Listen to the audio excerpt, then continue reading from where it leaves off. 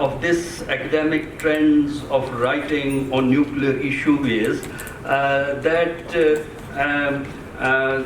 former officials of SPD have made a significant contribution to this literature that has come, although the work of others, Pakistanis based in Pakistan and some outside of Pakistan, is equally significant. Therefore, by now, when we are at the end of the second decade of the 21st century, we have a kind of scholars who have made very important contribution to understanding Pakistan's nuclear program and also India's nuclear program. Naeem Salik's contribution is an important contribution, and it is an example of incessant work in this field, as he has produced 3 books in 2009, 2017, and now in 2019, India's Habituation with the Bomb. In fact, if you read this book is a companion book or a follow-up book of his earlier work, Learning to Live with the Bomb, that focuses on Pakistan. So it takes that argument onwards and focuses on India. And articles written by different writers, including the editor, focus on India's learning experience, which substantiates the arguments about the learning process, which Dr. Naeem Salik had articulated in his earlier book, covering India's nuclear experience, nuclear debate in India, evolution of institutions and processes in India, and how Indian experience in certain areas diverges from Pakistan's experience. So the book is written in a readable style, avoiding jargon so that people like me could understand it, use arguments and data.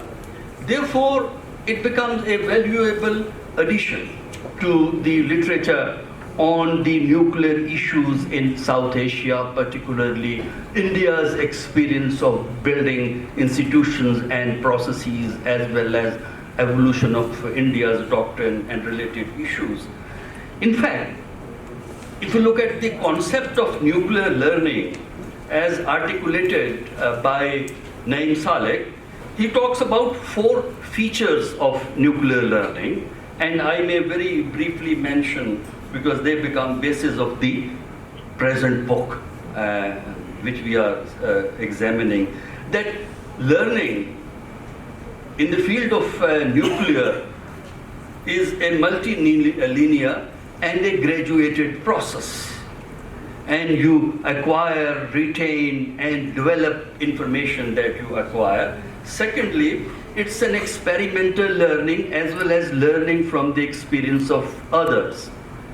Third, you create institutions and processes, and these institutions and processes reflect or provide evidence of what you have learned over time in this respect, and these institutions and processes improve in view of technological advancement and the new imperatives of security that you face over a period of time. Fourthly, he makes a distinction between simple learning and complex learning and argues that there is no upper limit to learning, which means it's a continuous process. And if we examine the book, we find that there are 5 interrelated areas of nuclear learning, which become the basis of the chapters that in the book that we are reviewing. And those five areas are nuclear doctrine, command and control, safety and security, export control, and nuclear regulatory regime. And each chapter, which represents all these areas of nuclear learning, uses historical, analytical, and comparative approaches. And there is a knowledgeable description in all chapters which have been written by different writers about the different dimensions of that. And again, what you realize by reading this book, that in certain areas, India's experience diverges from Pakistani experience, especially in the governance of India's nuclear weapons. That's one area. Second, export control. There are some differences between the two countries. And nuclear regulatory regime. In the first chapter, he talks about the evolution of India's nuclear program and the debate, which is divided into 4 parts: pre-1964, 64 to 74, 74 to 98, and post-98, including the renewed Indo-US cooperation, which starts from 2005, and 6. And this shows that India has learned, and in this area, India acquired nuclear weapons not simply for security reasons, but also for acquiring a noticeable status in the international power structure. So India had broader and wider agenda in pursuing its nuclear program. If we compare this with Pakistani debate, then unfortunately what we see is that the debate here in Pakistan started very late as compared to the debate that started on the adoption of nuclear weapon option in India. Some officials and non-officials in Pakistan took note of the debate when it started in India after the Chinese nuclear explosion in October 1964. So you do find some reaction in Pakistan when Indians were discussing whether they should have nuclear weapons or not in response to Chinese explosion. Some issues were raised here in mainly in newspapers and magazines, and more interest came after the 1974 Indian explosions. However, when we look for, if you go back to that period, mid-70s and even 80s, and if we look for research-based work on nuclear debate in Pakistan, you only find few examples or few instances of the work that was done. At least I have come across only 2 books which were written in 80s in Pakistan by Pakistanis, and also few research articles. However, our newspapers, if you read Dawn, Pakistan Times used to be there, these and Urdu newspaper, there was a lot of discussion, debate, and letters to editor on these kind of issues. And at the international level, initial focus on Pakistan program was negative, starting in 1979 with the notion of Islamic bomb, and also in 2001 terrorism issue dominated a lot of writings that came about Pakistan at the international level. Here in Pakistan, what we see is that it was in the 90s and then beginning of the 21st century that literature starts, coming in, and this is now a stage where we have, reached where we can confidently say that we have enough literature on all dimensions. Lastly, just 2 points which I want to highlight from this book. That is,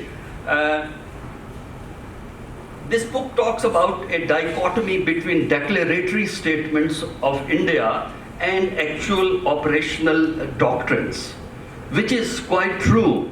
that if you are talking of India's nuclear doctrine when it was given first in August 99, then a revised shorter version in 2002, which talks about no first use and minimum, credible minimum deterrence, that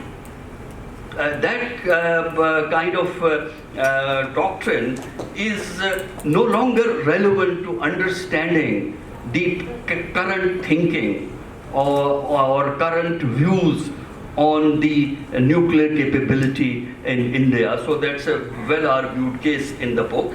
And second, I think, point which needs to be emphasized from the book is it talks about poverty of complex learning in India. That there has been a lot of useful, simple learning, but when it comes to complex learning, then there are, problems here. And an example which has been mentioned here, and I think that needs to be mentioned by me here also, is India's thinking on use of military instrument in a situation where both countries have nuclear weapons is a dangerous thinking. Concept of limited war, carefully managed military action, or the cold start. These are the dangerous doctrines on which you see a lot of discussion in India.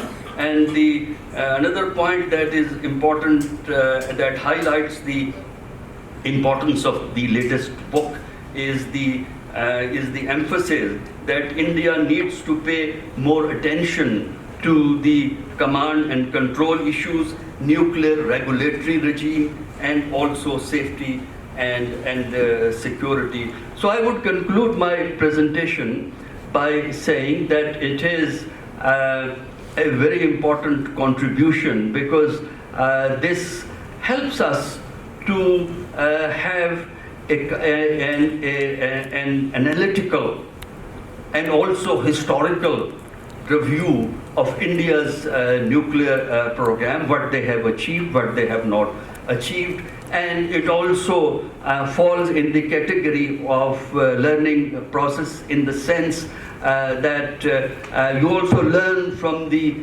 experience of others, positive experience of others, negative experience of others. Therefore, we can learn from that experience, and hopefully this will contribute to the debate on nuclear issues in South Asia and enrich our understanding of the nuclear challenges, nuclear concerns, and nuclear issues that Pakistan faces. Thank you.